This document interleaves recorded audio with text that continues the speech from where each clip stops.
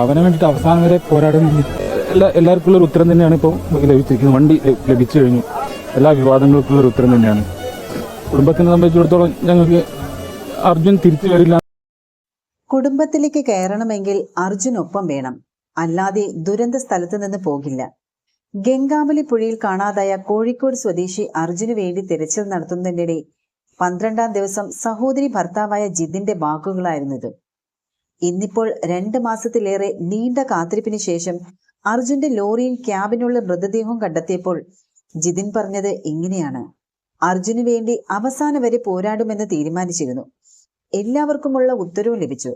അർജുൻ തിരിച്ചു വരില്ല എന്ന് കുടുംബം കരുതിയിരുന്നു.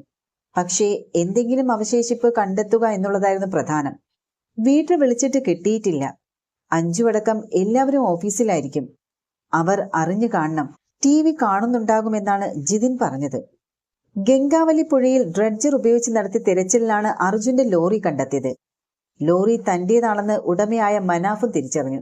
ശിരൂരിൽ ജൂലൈ 16-നുണ്ടായ മണ്ണിടിച്ചിലിൽ അർജുൻ ഓടിച്ചിരുന്ന ലോറി ഉൾപ്പെടെ കാണാതായിരുന്നു.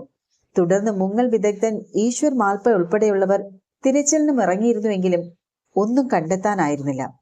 70 ദിവസങ്ങൾക്ക് ശേഷമാണ് ലോറിയും കണ്ടെത്തിയത്. അർജുന് എന്റെ മുകളിൽ ഒരു വിശ്വാസമുണ്ടായിരുന്നു. എന്തു പറ്റിയാല് ഞാൻ ഉണ്ടാകുമെന്നും ഞാൻ കുടുംബത്തോടുള്ള വാക്കു പാലിച്ചിരിക്കുകയാണ്. അവനെ അവന്റെ വീട്ടിലെത്തിക്കണം. അച്ഛന് കൊടുത്ത വാക്ക് പാലിക്കുകയാണ്. വണ്ടി പൊന്തിച്ച് അവനെ ഇറക്കി എത്രയും വേഗം നടപടികൾ പൂർത്തിയാക്കി വീട്ടിലെത്തിക്കണം. എനിക്ക് വണ്ടിയും തടിയും ഒന്നും വേണ്ട എന്നാണ് മനാഫും പറഞ്ഞത്. ജൂലൈ 16-ന് രാവിലെ കർണാടക ഗോവ അതിർത്തിയിലൂടെ കടന്നു പോകുന്ന പനവേൽ കന്യാകുമാരി ദേശീയപാതയിലായിരുന്നു മണ്ണിടിച്ചിലുണ്ടായ അർജുന്റെ ലോറി അപകടത്തിൽപ്പെട്ടത്.